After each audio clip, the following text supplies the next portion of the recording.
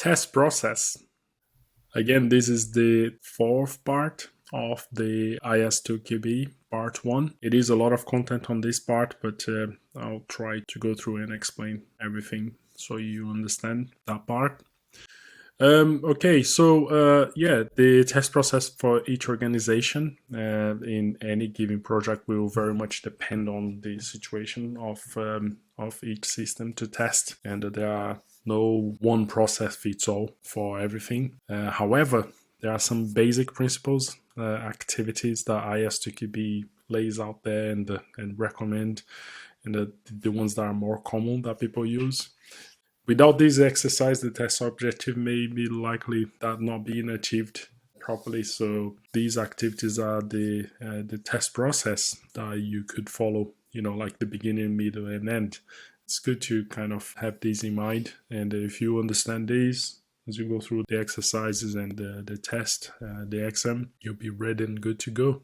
It all depends as well on the organization and the test strategy of the organization that you're working with, and you just adjust accordingly with that organizational strategy. Okay, just to put it in context, all the contextual factors that you need, and I will expand in each one of these further down the slides.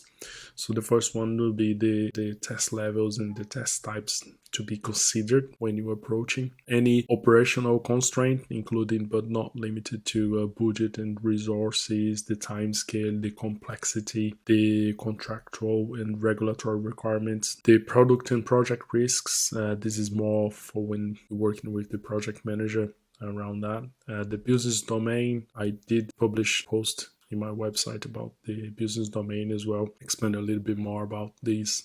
Organizational policies and practices, required internal external standards, software development lifecycle model, and project methodologies that are going to be used. So all of these you have to have in context for to prepare for your plans.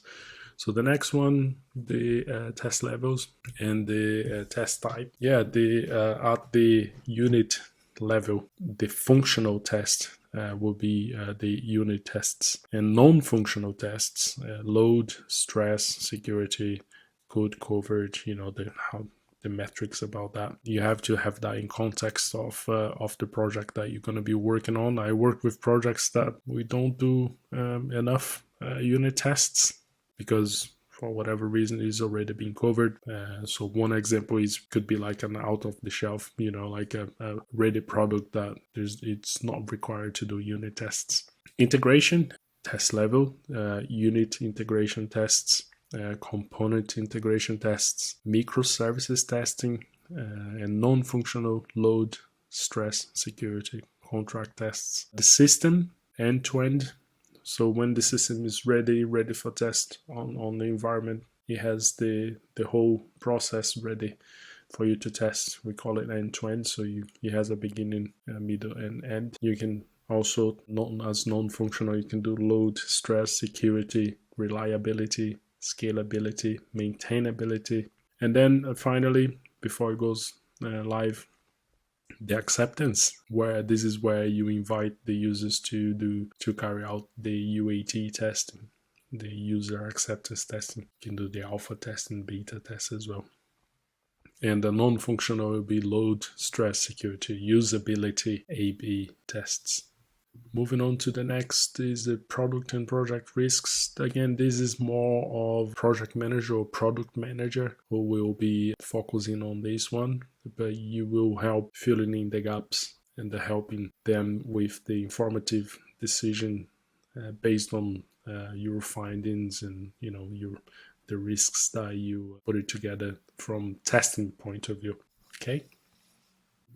Moving on, business domain. I have written a more extensive, my opinion about, 8 ways domain knowledge can help you become a better software tester. Just go and check it out. So a test will get more creative. They get more it will be more appealing, more exciting if you are working on something that you know the domain. So like myself, particularly, I like Dynamics 365 and I like to work with it. I like how It is. Not many people like it, but I happen to be the one that I like it. I like to work in CRM, ERP, and everything related to Dynamics 365 and Power Apps. And that helps, with my judgment and confidence of the system, because I happen to know a lot inside out how the system works. That can help with how we're gonna make the failure happen, so we can prove it and say, look, I think this is not quite right because XYZ,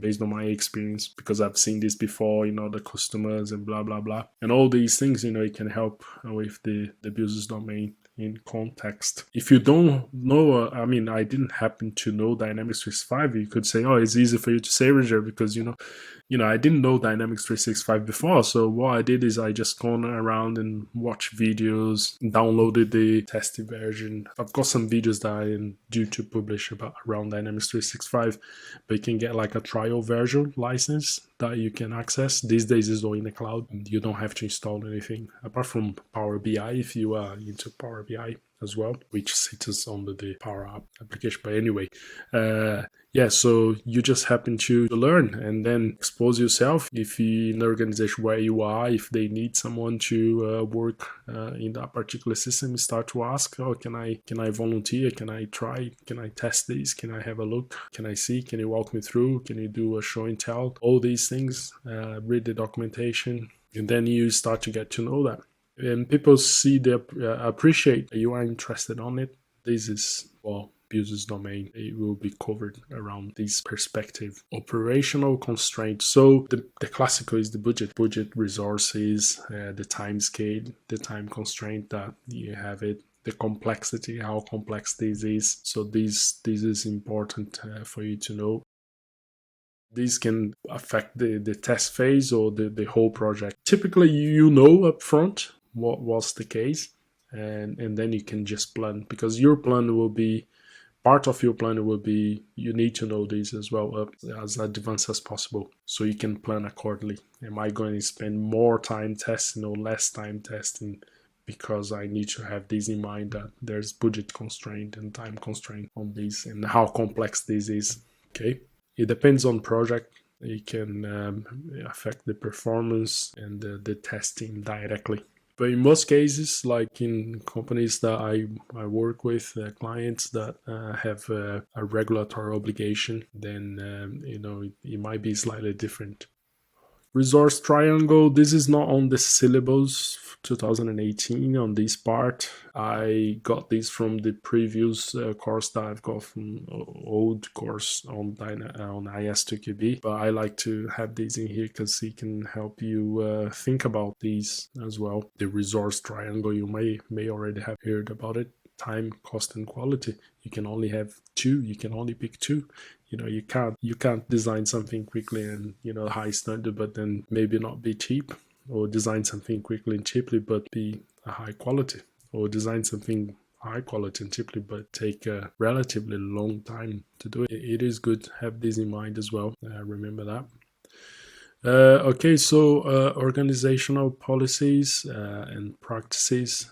So the organization will have organization strategy that the quality management will manage these, with the test manager more of a strategy level, and that under that it sits the test management process. So specific about the test manager strategy that will have the projects under it. For that project, it has to follow these strategy for the project. Therefore, will follow the organization strategy. And as you work on this project process, you will have your plan. And under your plan, you will have what you're planning to test, where you're planning to test, what your test cases are, the reports, the completion reports, how you measure new tests, and everything like that. And normally use a tool to manage that, to have that control when you dynamically testing. After that completion is done, then you feed back to the test manager, and the test manager would normally adjust something accordingly to you to the project they're working on. Normally in an organization you have multiple projects, so they have different slightly differences between their projects plan, but all of them should follow the organizational strategy. So that feedback, it keeps everything that it's done, it keeps feeding back to improve the process, which again, it's another level I mentioned in another video. It's on another level of test management or process improvement of testing that this bit will applies more.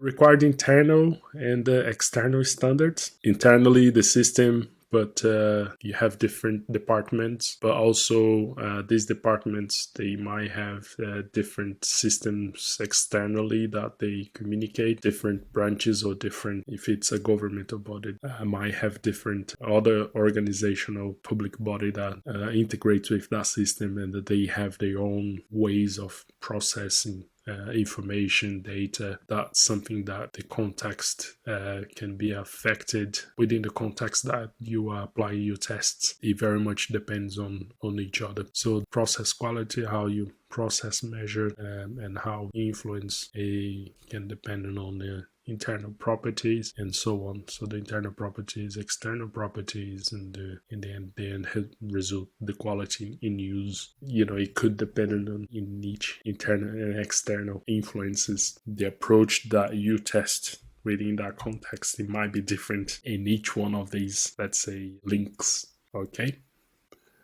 So this is a shorter version of the organizational policies and practices. This is like just to give a very smaller summary. It would serve as a basis and aid you through to prepare for your test plan. So where you capture the test activities, the tasks, test work products, traceability between the test bases and test work products. So at the high level, you have the organizational test process applied to the test policy, and then you have the mid layer, which is the organizational test process applied to the test strategy, and then you have the test management process applied to the project test management, and it keeps feeding back to improve the overall process as project goes along. Okay, this is a constant improvement.